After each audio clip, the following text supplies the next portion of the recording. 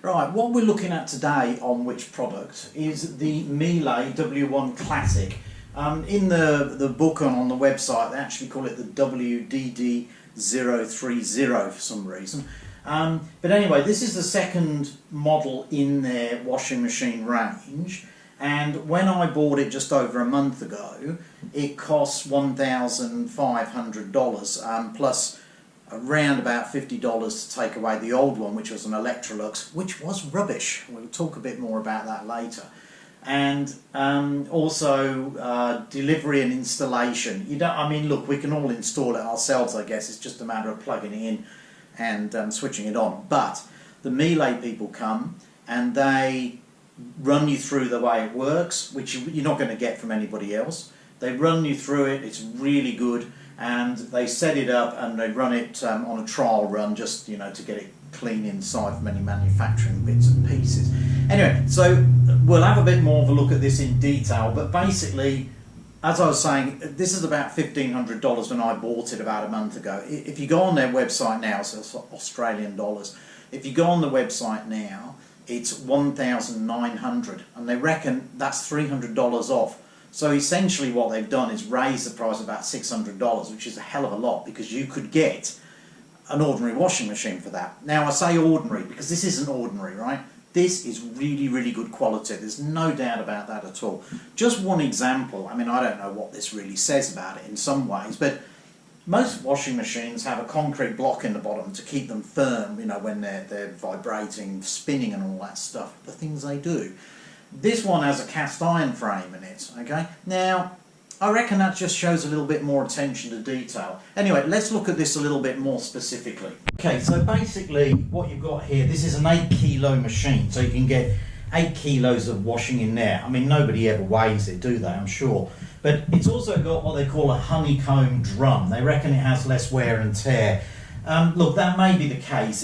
It's called honeycomb because it's shaped, the little patches in it are shaped like a honeycomb, I suppose. It's quite smooth, so they reckon that's a good thing. It has a motor called the Pro-Fi motor, the Pro-Fi Eco motor. Now they reckon it's powerful, obviously, and that there's no wear and tear because it's not quite the same as most motors that are fitted in other washing machines. This one doesn't have the bushes, for example, that other washing machines have. So there should be less wear and tear, but we'll see how that goes over time.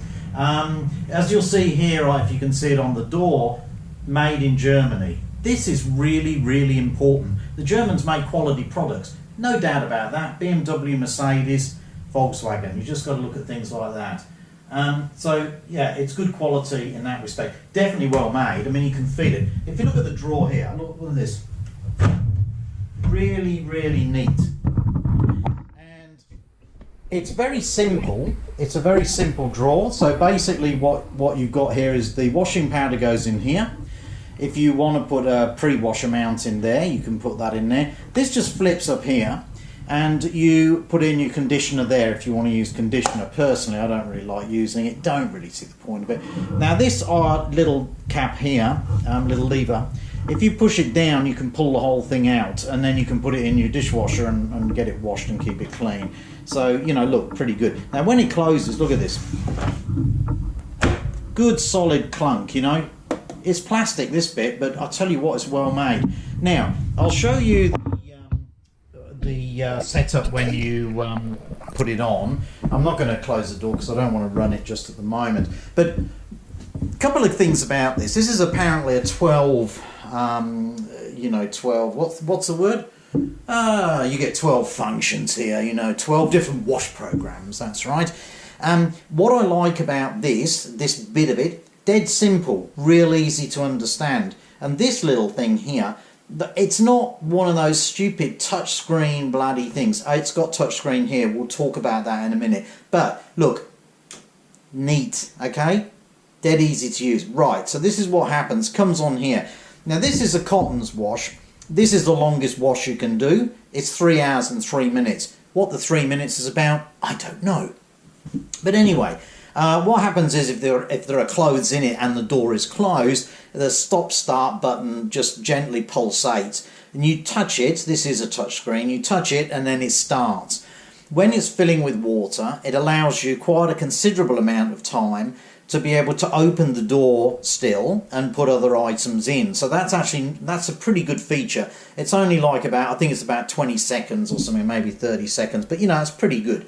So, and look, so these, you can scroll through them. Ordinary cottons, 2 hours 33. The other thing is with it though, look, you've got all these options here depending on which program you picked. So if you want it to do 1200 spin, you just go like that. If you want it on 90 temperature, you go like that, okay? So it's got all those advantages. You can do pre-wash, you can add extra water, you can tell it to do a short wash. Do a short wash, takes off around about half an hour usually, right? You can do a cold wash. Now, if you do cold, it comes up short as well. It's only 1 hour 24. So there are lots of different options. Now, I'm not really a fan of the touchscreen thing. I'm not sure how long those sorts of things are going to last, quite frankly. At the moment, it's really great. You only need a small light touch on it. It's all good, you know, so no problem at all. It doesn't make a lot of noise either. It's not beeping away all the bloody time, which is great. The other thing about it is, when the wash is finished, it'll just come up as a stop thing, okay? But say it's on overnight and you leave it on, when you come down in the morning, you'll find that although this is still here, it's gone off, okay? So it's saved electricity. You may not think that's much, but I'll tell you what, over time, that could be about like $50 to $80 a year if the thing was on, you know, overnight every night.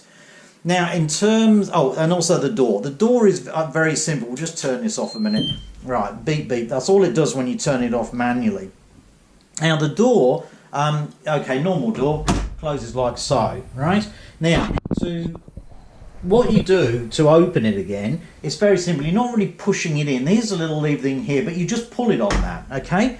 So there's nothing there to break. There's no spring. There's no... You know, there's no lever underneath it. You're just pulling it, right? It's dead simple. Takes a bit of time getting used to, actually, compared to other washing machines, I think. Nice solid clunk, right? I'm telling you, you can't get over how well this is put together. It really is a nice piece of equipment. I don't like to go on too much about what's essentially just a washing machine, but, you know, it's good. I love this washing machine. I think it's great. Does it wash? Now, I'd say it's good. I mean, I'll tell you what. I've got a Miele dishwasher as well, which I'm going to talk about in a separate video here, separate review. But the guy who came to do some servicing on that recently, before I got this, he said to me that a woman he knew didn't realise how clean her clothes could be once she swapped her LG washing machine for the Miele, and I thought, okay, that sounds interesting, but I wouldn't say that particularly. It does clean better than the Electrolux, that is for sure, and the Electrolux was a piece of rubbish. You know, that thing vibrated so much, it would virtually vibrate to the door. I think if I'd given it the keys, it would have got in the car and driven away. I know I've said this before, but it was rubbish. This is solid as. When it's on full spin, if you're in the next room, you can barely hear it, right? It's really good.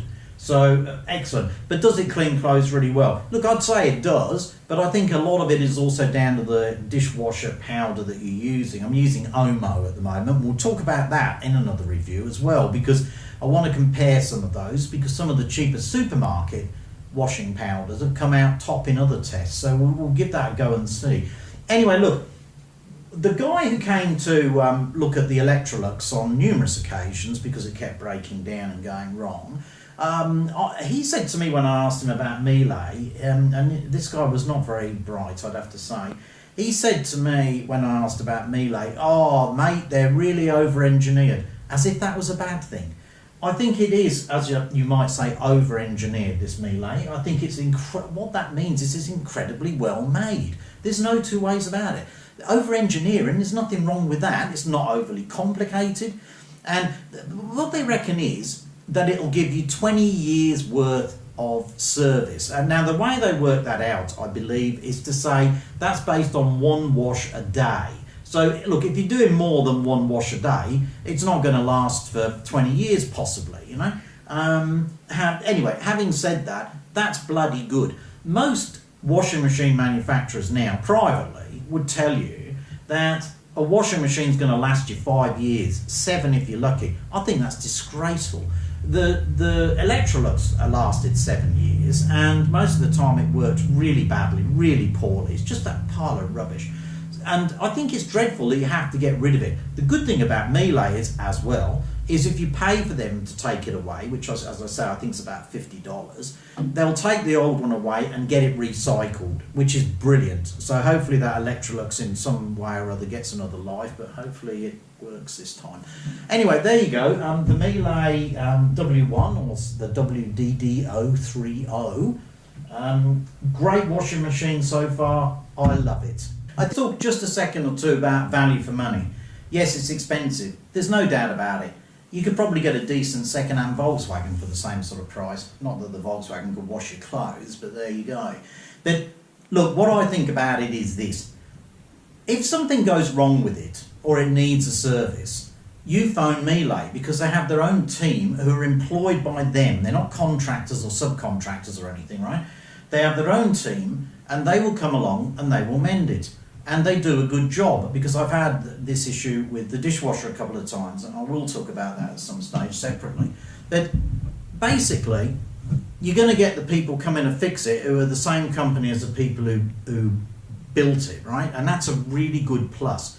When I had the Electrolux, I only had one person in this area that I could get to come and fix it. Maybe there's another one lurking around somewhere. But they were rubbish, okay? Absolute bloody rubbish. You know, no service skills whatsoever. The Miele people are a cut above that, I can tell you. They really, really are professional. So, you know, they've got a vested interest in keeping their product going. With the dishwasher, I had a couple of things go wrong with that. They repaired them outside, well outside the warranty, and didn't charge me any money, because the guy said to me, this really should never go wrong, this particular part, okay? That is what you want, right? When you buy a car, it's not so much about the price of the car or, you know, how great it drives. You've got to think about the servicing afterwards. Who's going to be doing it? It's really, really important. So, when you buy a Miele, you don't just get the machine, you get the company as well. I think it's fair to say that. So, have a look at Miele. I'm a firm believer in, if you can, in buying something that's going to last. Yes, it costs twice as much as, let's say, an Electrolux, but I reckon it's going to give me less hassle. It's going to last at least twice as long. I mean, there are plenty of stories out there about Miele's that have still been going since 1942 or something. It's ridiculous. You know, so have a look at them. I think they're well worth it. Save your money, get a Miele.